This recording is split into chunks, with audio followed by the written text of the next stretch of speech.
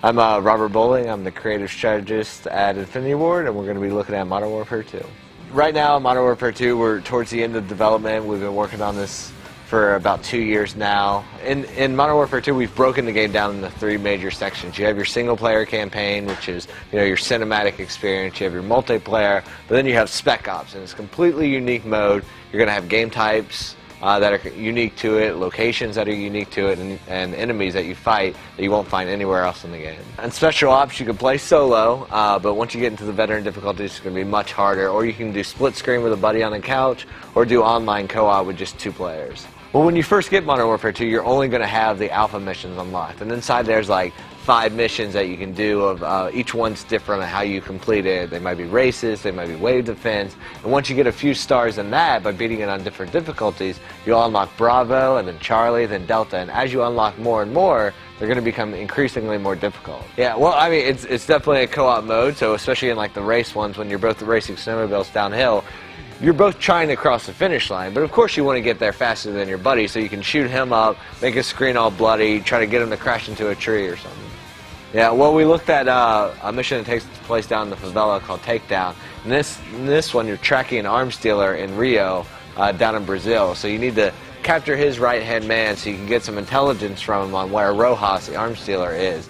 Now, while they're getting information, you're going to track him into the favela, but once you get there, he knows you're there. So you clear out some civilians, start making your way through, but then the militia's coming out of the woodwork. I mean, these guys live there, they grew up there, they're not standard military. They're guys who are just there, they got recruited in this militia, so they're not trained military. And you can tell that by their tactics. They're using very, just shooting around the wall or not aiming what they're doing, but they know the land, and that's what makes them dangerous, because as you're making your way through, they're climbing up, they're leaping across rooftops, they're getting angles on you and getting up behind you, so you got to be checking corners as you're making your way up the hill. Yeah, well, I mean, when we were making multiplayer for Modern Warfare 2, I mean, Call of Duty 4 became this huge multiplayer hit, so we really wanted to keep the things that everybody loved and that we loved about the first game. So you have your persistent ranking and your XP and your unlocks, and all that, and then your creative class, but then we want to build on top of that. Not only adding a bunch of new weapons and a bunch of new perks, but adding in features that change the way you played multiplayer, and that's where customizable kill streaks came about.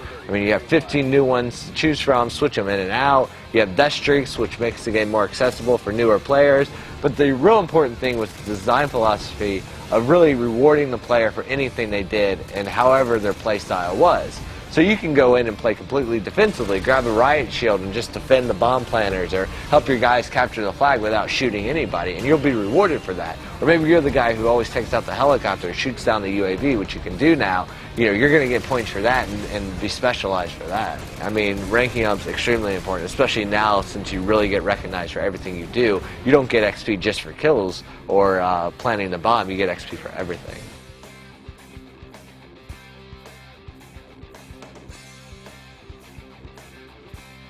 We haven't announced anything about fan favorites coming back, but I mean, there are a lot of cool Call of Duty 4 maps that we all love.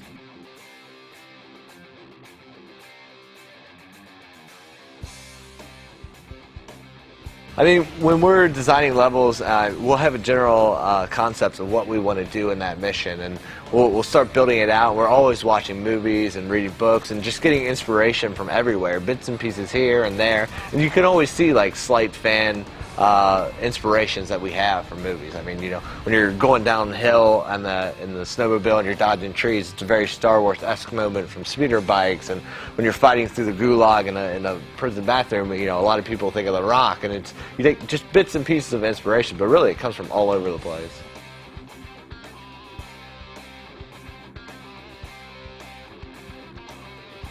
Well, yeah. Well, I mean, with Modern Warfare 2, day one, we're going to have 14 million people who are essentially veterans at the game, so the learning curve for a lot of people is much less. So if you're new to the franchise, you really want that ability to get in there and have fun. So death streaks are a cool way to make it accessible for newer players, but can't be abused by the more veteran players.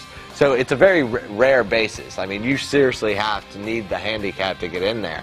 So if you get you die 4 times in a row without ever getting a kill, you're going to be awarded this death streak, which gives you a helping hand. Basically puts you in the fight, but isn't going to make you overpowered compared to somebody who has a lot of skill.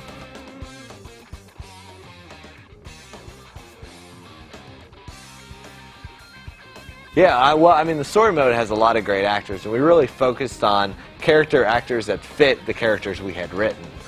So we focused on that. We have a lot of good people in there, and then we also have a lot of really good cameos throughout Spec Ops and multiplayer that you're going to hear in Batter Chatter, but I don't think we're going to be revealing those. Those are Easter eggs we won't ever call out in the game. Like, they'll never be called by their character name or anything. You're just going to have to pick it up.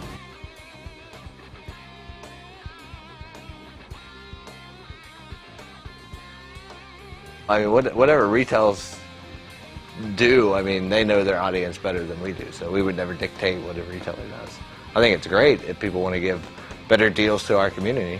Early on, we were looking at accessories for Modern Warfare 2 and different companies, and Mad Catz picked it up and wanted to make a controller, so we wanted to customize it based on our players. I mean, we didn't want to just throw our logo on something and put it out there. We wanted to listen to the people who were actually going to enjoy the controller and use it, and try to customize the actual hardware based on their feedback. So we added in buttons on the back for people who wanted to be able to melee without, you know, losing control of the sticks. And then we were trying to decide, we were making 360 and PS3 ones, so we wanted to know, which do people prefer? Like, do PS3 really want convex, or do they just do it because that's what the default is? And so we asked the community what they thought and put that feedback into the controller.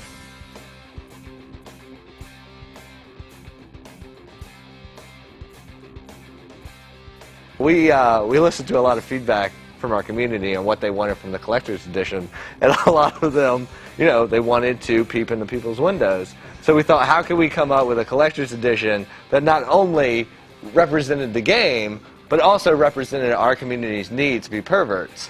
So that's where the night vision goggles came about. It really met that need of being Modern Warfare-esque, but also very focused on perversion. It's an important consideration. Yeah, well, you know, we want to appease our fans.